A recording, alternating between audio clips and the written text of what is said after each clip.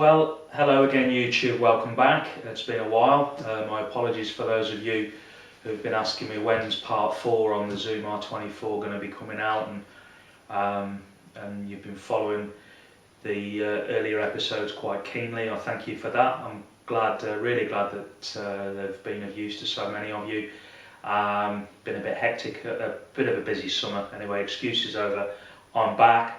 And so, by popular demand, is the tablecloth. This very distinctive tablecloth that a number of you have been looking out for on YouTube when you're trying to catch my next video. So it's back, and so am I. And here we are with part 4. Now, for those of you who are new to my videos, this is part 4 in a multi-part series. I haven't decided how many parts yet. Multi-part series of helping you to get the best out of your Zoom R24 multi-track recorder. A couple of things before I get stuck in, and I'm not going to waffle on too much because it's a bit of a flaw of mine. First thing to say, and I can't really emphasise this enough, I am not a professional sound guy. I've never done a sound engineering course. I'm not qualified in any way. If you want all that kind of advice, look elsewhere. I'm just a bloke in a band who happens to work the desk, and more recently our multi-track recorder for band use. So I'm an average Joe, and all I'm doing in these videos is trying to pass on to you the many hours of poring over the internet, reviews, forums, manuals, all the stuff that I've been doing over the last number of months to save you the hassle and get it all right here, because I wish I'd have had this when I first bought my R24. It would have saved me no end of time. So that's all I'm trying to do, is just impart to you sort of the things I've picked up from multiple sources over the last number of months about how to get stuck into recording, because that's what we all want to be at. We don't want to be sitting there reading manuals. Try and help you along the way a bit and give you a few shortcuts and a few pointers. So that's the first thing to say. Second thing to say is the format of my videos is very much, rather than just show you how to do things on the R24, what I like to do, because this is being pitched at a very basic level, what I like to do for each aspect of the R24 we're looking at is, first of all, talk about what is it, what does it mean, because we're not all on the same page when it comes to understanding terms, terminology, sound, all that kind of stuff. So what is it, what does it mean? Secondly, why would we do it? Why is it something that we want to be able to do? And then thirdly and finally, look at how you do it on the R24. So that's the format. If you're well versed in sound applications and sound engineering and all that kind of stuff, live sound, whatever it might be, you can skip the first 2 bits of every section. You don't need to sit there listening to me waffle on about what panning is and what it means and why we do it if you already know. If all you're after is how do I do panning on the R24, skip to the 3rd bit. And what I'll do for all you impatient types is I'll put links, direct links to the various sections of the video in the description area down below here, so you can click straight to it, and that will hopefully avoid any comments or feedback along the lines of bloody hell mate, you don't half go on, which I get that quite a lot as well. So use the links and go straight to the bit you're interested in. So without further ado, this part 4 is concerned with 3 things primarily: panning, EQ, and finally, and the biggest part of this particular part 4 will be the insert effect on the R24. Something that is extremely powerful and you will use a lot once you understand how it works, because it's a little bit quirky, and if you don't understand how it works, you're probably going to avoid using it, which is a real shame, because it's probably one of the most useful features on the R24 and covers a variety of applications. So I'm going to talk you through it, don't you worry, come with me. Okay, so we'll start with panning. Okay, and as I said a few moments ago, what is it, why do we do it, and how do you do it on the R24? The first bit, what is panning?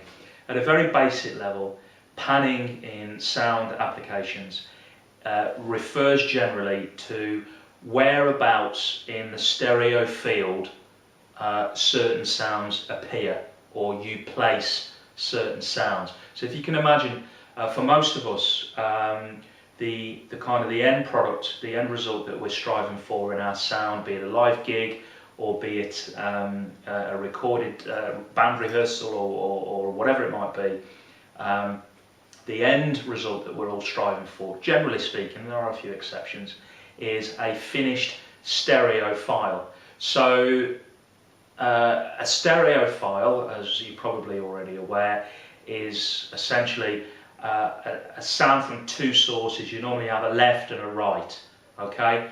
And mono sound, on the flip side of that, refers to sound from one source, one speaker, where all the sound is coming from the same location. Whereas with stereo, what that gives us essentially is a 180-degree sound field, because we have a left and a right and we have everywhere in between.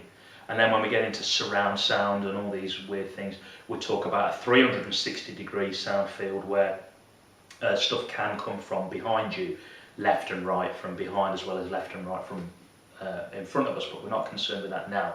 We're looking at the stereo sound field, and that 180 degrees essentially from where the listener sits, from the extreme left to the extreme right and everywhere in between. So think of it as sort of a semicircle, if that helps, and you're sitting at the centre of that semicircle.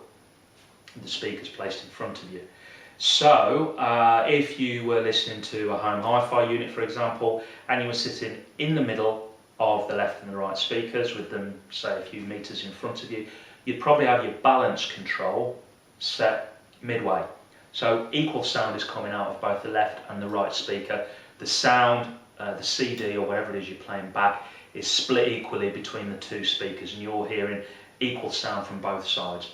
And similarly, if you're sitting slightly to the left of your speaker setup or slightly to the right, you may adjust the balance so you're getting more from one side than the other to compensate or offset the fact that you're not sat centrally. Now, with sound recording and live sound and mixing desks and multi-tracks and all the rest of it, panning is a little bit more involved than that, slightly different to that. And I want to put to one side that on mixing desks, the pan function for all the channel strips can also be used to direct your signal flow to various locations. So I'm going to put that aside for the R24 because it doesn't really apply here. But on a mixing desk, just so you're aware, the pan control, as well as dictating whether the sound for that individual channel is coming more out of the left or the right speaker, it can also route that signal, route your electric guitar or your vocal or whatever it might be, to various groups and subgroups within the mixing desk or console, and the pan control also allows you to do that. So forget about that for the R24. What we're talking about with panning on the R24 is pretty much exclusively concerned with placing your tracks, your different tracks, somewhere in the stereo field, somewhere between hard left and hard right, and deciding with the controls on the menu that I'm going to show you shortly, where a certain sound sits to the listener when they've got some headphones on, or whether listening back to your finished work of art on their home hi-fi system or in the car stereo or wherever, whereabouts all the sounds come from. Okay, so that's what is panning as it relates to the R24. It's a control to allow you to position all your different sounds that make up your stereo file somewhere decided by you when you're doing your mix down within the stereo field. Okay.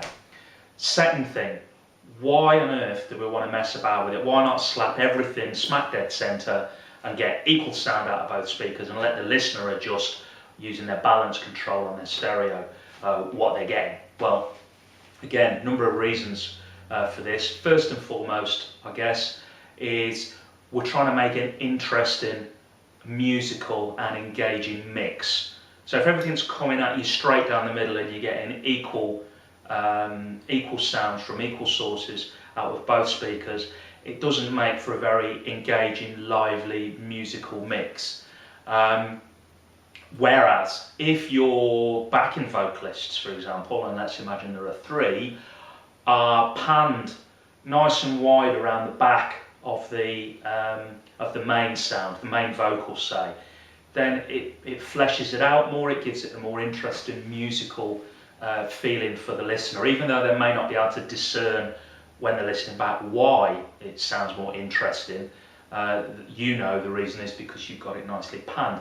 Equally, if you imagine a drum kit with multiple toms, multiple rack toms, 2 rack toms and a floor tom or whatever, and your drummer's giving it beans and do some nice fancy rolls and fills, rather than having all those rolls and fills coming at you straight down the middle, nice to get them rolling from left to right, as they would if you were listening to him live on stage. You would get a sense that the rolls are moving left to right or right to left or anywhere in between while you're listening to it, because of the physical placement of the drums. They're not all stacked one on top of another down the middle. They're spaced out and the drummer moves from left to right as he's rolling, or vice versa, whatever. I mean, you get the general idea. So try and recreate that in a stereo file, a stereo mix. We may want to pan, introduce a bit of panning on the toms, for example, just the toms maybe, or the toms and the cymbals, or whatever it might be. So that's one of the reasons why we would want to pan things, and to make a more engaging, musical, interesting mix, a final mix. Okay, to make it sound rounder and fuller and just nice, really. So, let's call it like it is, just a nice mix, not a dull, boring sort of mono, everything straight down the middle. There are a number of technical reasons why you would want to pan certain instruments, or why indeed you would not want to pan them. So although there's no hard and fast rules when it comes to panning, as with all things in sound, it's a creative process. It's down to you when you're doing your mix down what sort of thing it is you're looking for. There have developed or evolved over the years, particularly in pop and rock music, a number of panning conventions that still apply to this day, and that most people tend to stick to by and large. And please don't shout me down here, because as I said at the beginning of the video, I'm not a professional sound engineer, I'm not a music producer, I'm just a bloke in a band. So I'm just giving you the layman's basic version of all of this, that a number of conventions in relation to panning have evolved over the years. We're all used to it by now, and anything that deviates from that too much would be a bit unusual for us and for our ears compared to what we used to hear it. So good examples would be the most important sound in any or most pop rock records is, and I'm bound to say this because I'm the lead singer in our band, it's the lead vocal. So everything else is built around the lead vocal, and we want that lead vocal coming at you direct, straight down the middle normally. So the lead vocal, normally we're not panning left or right. Backing vocals, certainly pan those around and flesh out the voices that are being recorded, but lead vocal, normally, there are exceptions, but normally leave it down the middle. Okay. Bass guitar, normally leave it down the middle. It's a thudding, monotone sound normally. Okay, it does get melodic and musical. Plays a dual role in a band, the percussive element and the harmonic or melodic element. But we're talking about bass frequencies, and bass frequencies need a lot of juice to be conveyed into a room. That's why bass amps and woofers and that's so massive. You need big drivers and you need a lot of power to push those drivers, and that's why bass amps again are such high wattage when compared with guitar amps, normally speaking, for rock bands anyway, and pop bands and all that. You need a lot of power to push bass frequencies effectively into a room, and what you don't want is one speaker driver having to do all that hard legwork on its own. You want to sort of split the load pretty evenly between both speaker drivers if you're using a stereo system. So by panning the bass straight down the middle, what you're doing is sending equal amounts of bass to both speakers and spreading the load across both the speaker drivers, you know, helping the speakers not to blow up or crumble too soon. So panning the bass straight down the middle would normally be what I would do when I'm mixing down our band tracks. For a similar reason, the kick drum, the bass drum, would normally be panned straight down the middle. Again, splitting those low end frequencies evenly between both speakers and having the bass frequency instrument straight down the middle.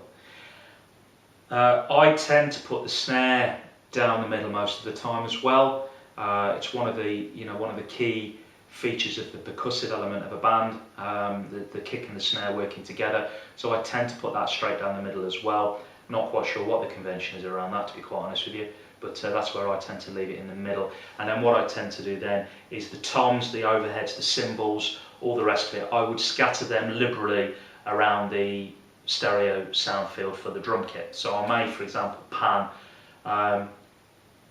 one tom, maybe not hard left, although there's an argument for doing that, maybe just 60% left, and then another tom 60% right, and then another one maybe leave it in the middle if we're using 3. Similarly with the cymbals, and maybe do the crash, the ride.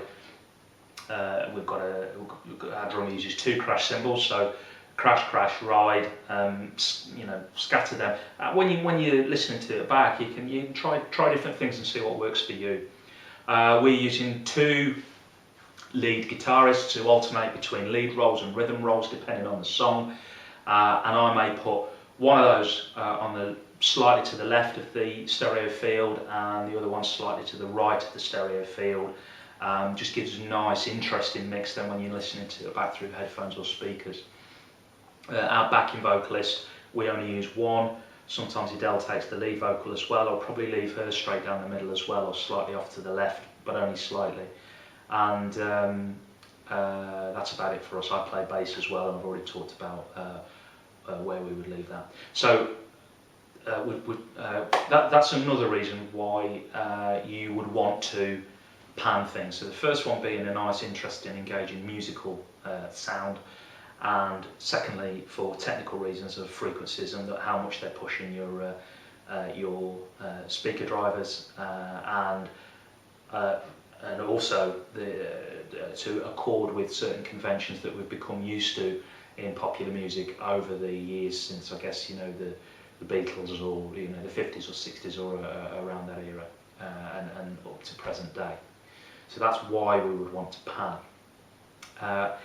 Now we're going to look at how we pan on the R24, and in order to do that I'm going to bring you in nice and close so you can see what I'm doing on the device itself. Hopefully you'll be able to follow me through the menu structures. It's quite straightforward, this is, to be quite honest with you, and we'll get through this nice and quick.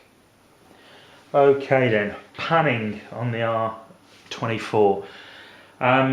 Just so you know what we're working with here, and we'll stick with this example through the next, all the bits of this video. This is a very rough band rehearsal from a few months ago with me and the lads doing a cover version of Rain by The Cult. Now we were a bit short on microphones in the rehearsal studio, so I was only able to mic the drum kit with 2 mics, which, and I'm going from memory now, I mic'd 3 mics. I mic'd the kick, and then I did a pair of overheads, and they were just Shure SM58s or similar. They weren't sort of dedicated drum mics, just whatever was lying around in the studio. So the sound quality is not the best, and I'm playing this through a bass amp because I don't have powered speakers. So again, the sound quality isn't great, but you will get the general idea. So just to let you know what we have here on the R24 at the moment, we're actually using 7 tracks. I've got tracks 1 to 6 lined up here, and then using the bank button here, I've got track 10 with the vocal on it, because from memory I think I put the vocal in afterwards, after the rehearsal back at home. So let's have a look at what we've got here. First of all, we've got drum overhead 1 on track 1. We've got my bass on track 2. We've got Stephen's guitar as a pair of linked stereo tracks on tracks 3 and 4, because he's using a one of those digital effects pedals that gives a stereo output. So he's taken up a pair of tracks here from what I can remember anyway. Number 5 is the second drum overhead, and number 6 was the kick drum, and then I've already said number 10 here was the lead vocal. Okay, so we're going to have a look at panning, and I'm just going to hit play here so you can see what we have. I did a bit of a rough mix of this, as I remember, and I did do a bit of panning on this, and I'll just show you what I did and how I did it. So I'm going to hit play, and I'm not sure what this will be like volume wise, but let's try it.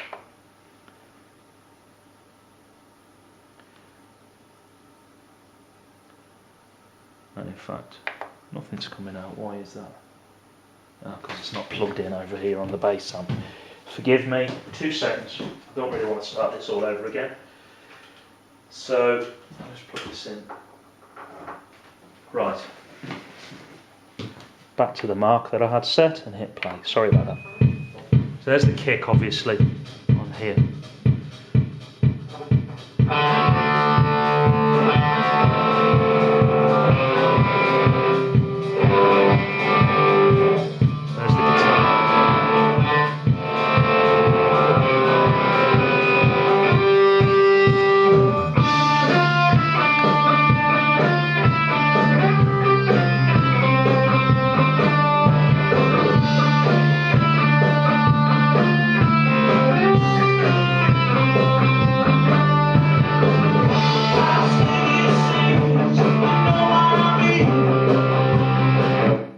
Okay, so what I did when I was setting up this rough mix was I decided, as I said earlier, I was going to leave the bass and the lead vocal straight down the middle unpanned. So let's first of all take a look at the menu system over here, and you can see it's this button here, pan and EQ, to get into the panning and EQ section, surprisingly enough.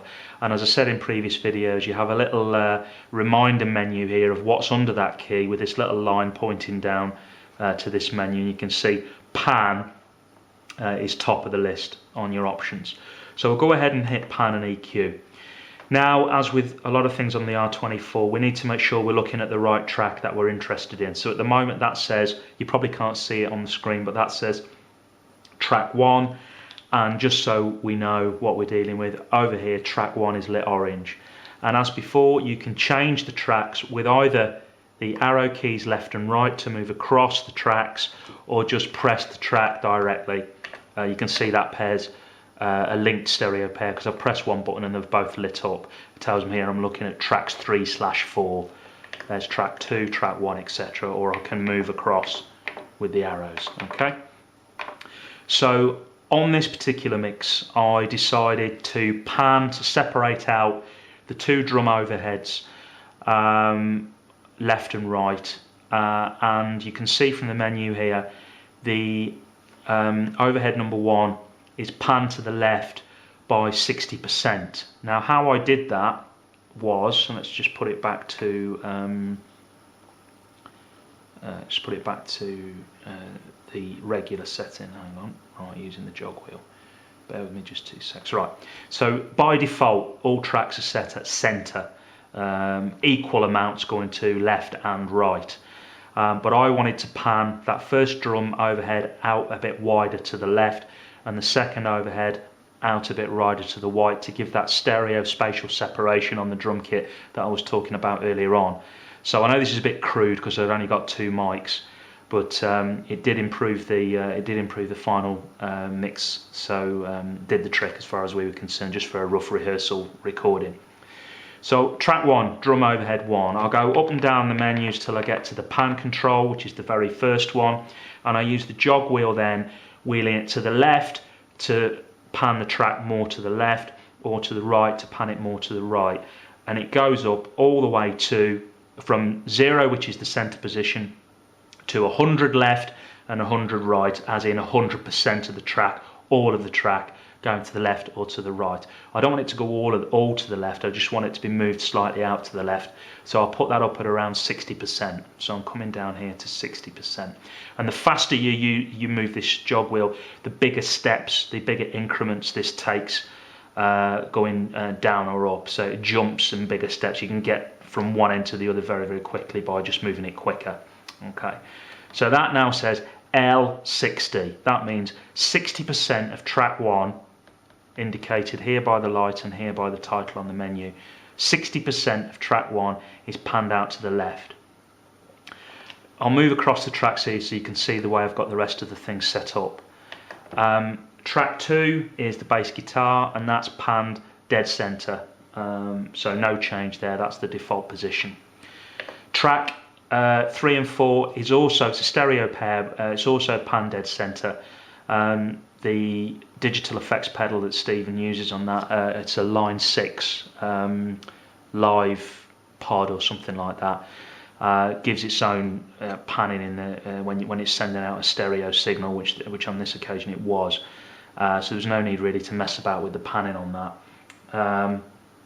Number four's empty, and number 5 was the overhead number 2. So let's have a look at that. Number 5 is that one there, isn't it? Yeah. Sorry, number 4 is the other stereo bit there. It's not empty. It's the linked partner to that guitar part there. So number 5 is the second drum overhead, and as you can see by the menu here, we're looking at track 5. Track 5's lit up, and I've got that panned right 60, R60. That's panned 60% to the right. So I'm separating the overheads on the drums, some a bit to the left, some a bit to the right, giving that stereo spatial separation. And then finally the kick drum, as I said earlier, panned straight dead center. And if I go to the vocal on track number 10, which is here, that's panned center as well. Okay, so that's panning on the R24 and how you do it. It really is just simply a case of, if I exit out of this, picking your track. So there's the first bank of 6 tracks. First of all, hit the pan EQ button, select your track, go up and down until the pan control is selected, and then move your jog wheel either to the right or to the left, as much or as little as you want from the center position, which is the default, and that's panning on the R24. You don't need to hit save or anything like that, as you know already with the R24. You just exit out of the menu and it retains the settings that you've put in. Okay, so exit out of that, and we're back to the main menu again. Okay, we're now going to look at EQ'ing, equalization, what it is, why we do it, and again how to do it on the R24. So first of all, what it is. At a very basic level, EQ'ing is adjusting certain frequencies in certain sounds, boosting them or cutting them or leaving them flat. In other words, no boost, no cut, just leaving them as is, in order to normally improve the clarity of the sound, or going after a certain sound that we're particularly striving for in our mix. When I say normally to improve the quality, we may apply EQ to a certain sound deliberately in order to degrade the quality of the sound if we're looking for a certain special effect. But generally speaking, certainly when I'm using EQ, I'm looking to improve sound of a certain instrument or the vocal or whatever it might be, or even remove unwanted effects that have crept into the sound because of a frequency issue. So EQing is making adjustments, normally to 3 bands of frequencies, if you want to see it that way. Normally, I think that's the way the R24 works. We'll have a look at that in a moment.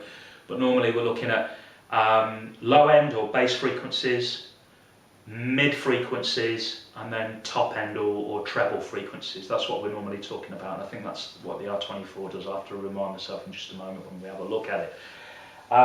Before we go on, and I've said this in other videos, but just to reiterate, broadly speaking, the average healthy human being has a hearing range of frequencies of between 20 hertz, very, very low bass frequency, all the way up to 20,000 hertz, 20,000 hertz, 20 kilohertz.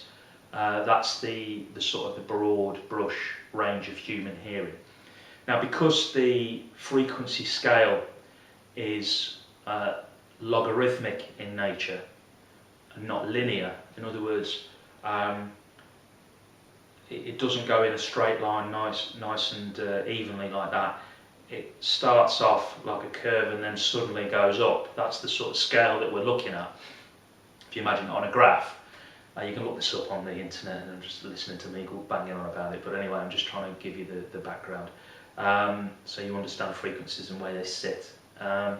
So we've got a scale of 20 to 20,000, which is logarithmic. So the midpoint on that scale is not, as you might expect, around the 10,000 hertz or 10 kilohertz mark.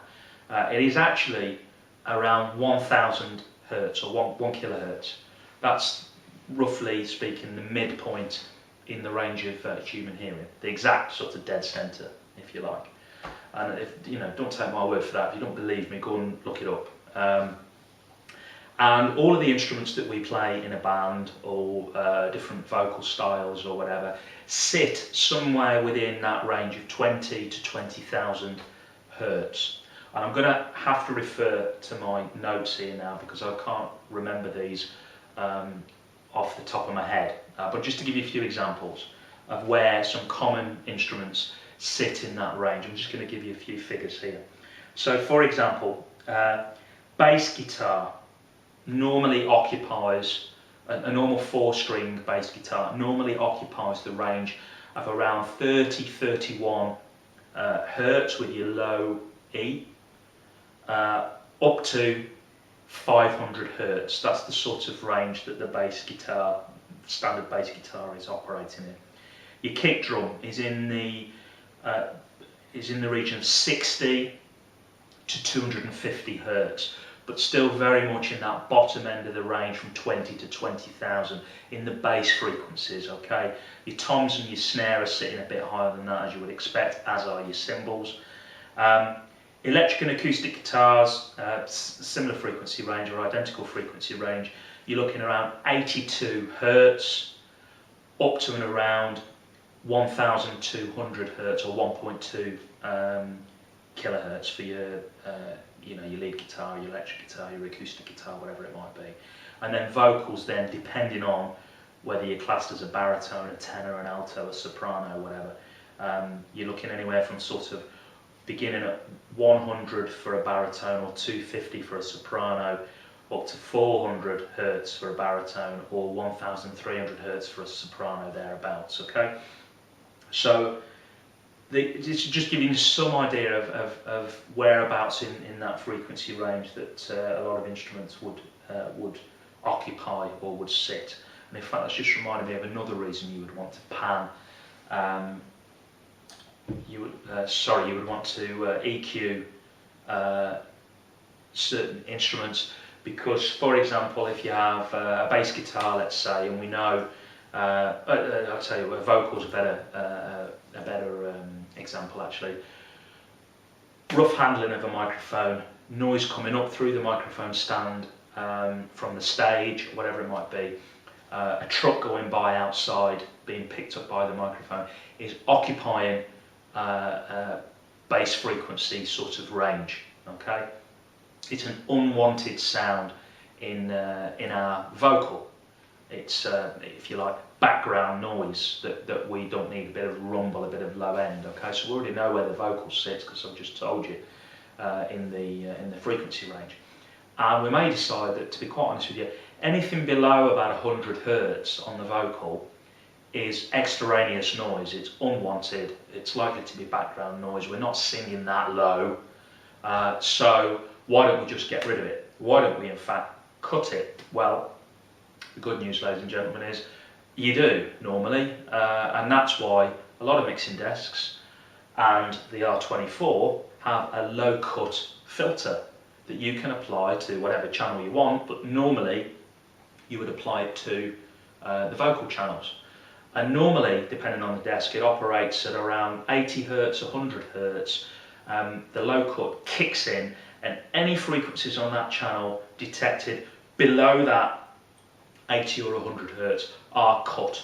So all you're getting is anything from 100 Hz and up, which is going to be your vocal. So it clarifies the vocal, gets rid of any mud or any dirge. What it also does quite nicely is it removes unwanted bass frequencies from your stereo track that you can then fill up with other things like bass instruments. So if you've got rumble and noise and unwanted crap, really, apologies, but that's what it is, occupying, taking up space in your bass range, well, that's space that could be better utilised by giving it to the bass guitar and the kick drum, for example. So when all these instruments are competing for space in the mix, if you've got a nice, empty, clear bass range in your song, because you've got rid of all the crap from the vocal and other things, then it leaves plenty of room there for the bass and the kick drum to breathe and to occupy that space. So that's essentially really what a low cut filter is, and how you use it. You can do that on the R24, and I'll show you that as well. So that's what EQ is and why we would want to do it. You may get, for example, when you listen back to the vocal, a bit of hiss or a bit of pronounced S's, sibilance, that sort of sound off your vocals, a bit of hiss. It might be a bit trebly. So you might want to cut some of the top end off the vocal just to try and smooth that out and get rid of that sort of sibilance, that hiss. Just polish it up a bit and reduce the sort of the higher end frequencies that are making your vocal sound a little bit trebly, a little bit toppy.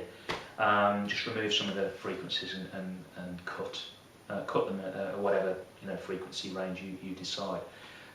One thing to say about EQing that a lot of people forget is that if you are boosting or cutting any frequency, and this applies to your guitar amp, your bass amp, the R24, your mixing desk, whatever it might be, just bear in mind that when you're boosting a frequency, you're actually adding gain to the signal.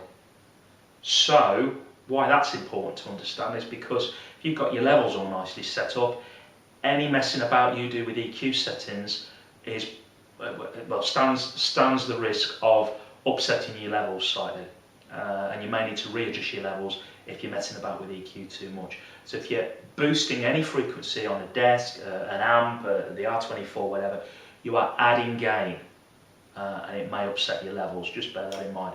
Equally, if you are cutting any frequencies, you are involved in gain reduction. Okay, so that the added gain for a boost in EQ or the gain reduction for a cut in EQ is potentially anyway interfering with the levels that you have set. So you may need to readjust them then in light of that.